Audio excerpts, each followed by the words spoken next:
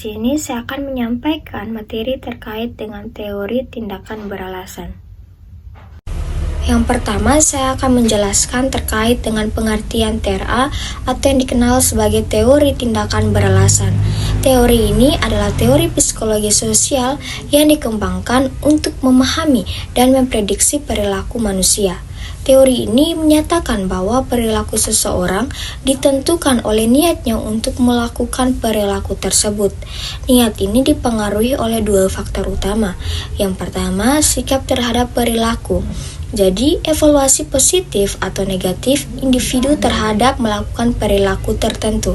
Sikap ini dipengaruhi oleh keyakinan perilaku tentang konsekuensi dari perilaku tersebut dan evaluasi konsekuensi tersebut. Dan yang kedua, norma subjektif, persepsi individu tentang tekanan dari orang-orang penting di sekitar mereka, seperti keluarga, teman, dan kolega, mengenai apakah mereka harus melakukan atau tidak melakukan perilaku tersebut. Norma subjektif dipengaruhi oleh keyakinan normatif tentang apa yang orang lain pikirkan tentang perilaku tersebut dan motivasi individu untuk patuh terhadap harapan orang lain. Jadi, secara sederhana, TRA berpendapat bahwa orang akan melakukan suatu perilaku jika mereka memiliki sikap positif terhadap perilaku tersebut dan percaya bahwa orang-orang penting bagi mereka ingin mereka melakukannya. Yang berikut ada penemu teori TRA atau teori tindakan beralasan. Nah, pertama kali diperkenalkan oleh Martin Fishbein dan Isaac Azan pada tahun 1975. Komponen atau tahap-tahap dalam teori masing-masing TRA ini, yang pertama ada keyakinan perilaku, di mana keyakinan seseorang tentang kemungkinan konsekuensi atau hasil dari melakukan perilaku tertentu. Yang kedua ada evaluasi hasil, adalah nilai atau evaluasi yang diberikan seseorang terhadap setiap kemungkinan hasil dari perilaku tersebut, seperti positif atau negatif.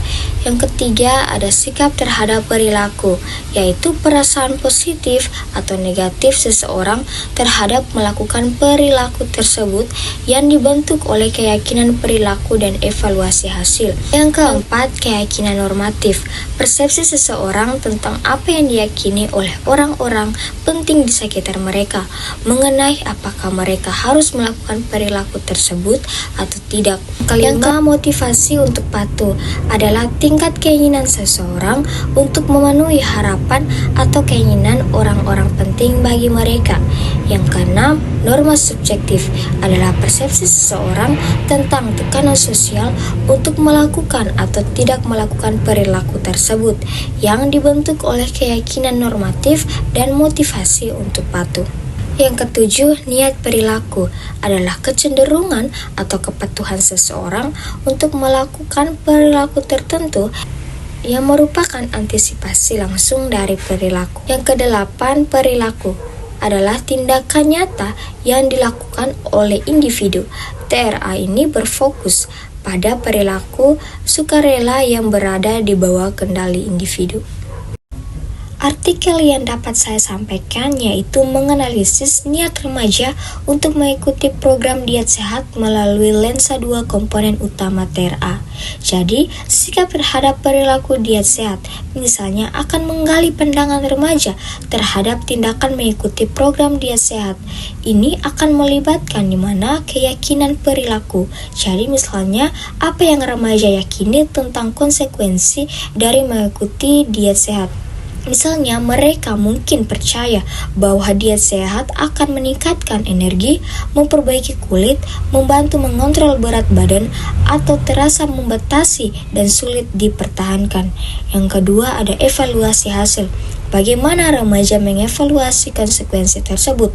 Apakah mereka menganggap peningkatan energi dan kulit bersih sebagai hal yang positif dan berharga, sementara mereka melibatkan batasan makanan sebagai hal yang negatif? Yang ketiga, ada sikap positif terhadap diet sehat akan terbentuk jika remaja percaya bahwa manfaatnya lebih besar daripada kerugiannya. dan mereka menilai manfaat tersebut sebagai hal yang penting. Dan yang ketiga, norma subjektif meneliti bagaimana remaja merasakan tekanan sosial terkait dengan mengikuti program diet sehat. Ini akan melibatkan keyakinan normatif. Jadi, apa yang remaja yakini tentang apa yang dipikirkan oleh orang-orang penting dalam hidup mereka, misalnya teman, sebaya, keluarga, idola, tokoh masyarakat, tentang mereka mengikuti diet sehat. Apakah mereka percaya bahwa orang-orang lain mendukung, acuh tak acuh, atau menentang hal tersebut? Dan yang berikut, motivasi untuk patuh. Seberapa besar keinginan remaja untuk memenuhi harapan atau keinginan orang-orang penting tersebut? Apakah mereka sangat peduli dengan apa yang dipikirkan teman-teman mereka tentang kebiasaan makan mereka? Apakah dukungan keluarga penting bagi kepatuhan mereka juga? Dan ada juga subjektif yang mendukung akan terbentuk jika remaja percaya bahwa orang-orang penting bagi mereka ingin mereka mengikuti diet sehat dan mereka termotivasi untuk memenuhi harapan tersebut. Dan bagaimana sikap remaja terhadap diet sehat dan norma subjektif secara bersama-sama mempengaruhi niat mereka untuk mengikuti program diet sehat.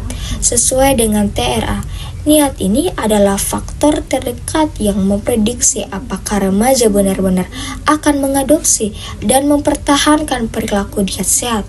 Jadi, penelitian juga semacam ini sangat berharga untuk mengembangkan intervensi yang efektif untuk mempromosikan perilaku makan sehat di kalangan remaja, dengan memenuhi keyakinan dan pengaruh sosial yang mendasari niat mereka.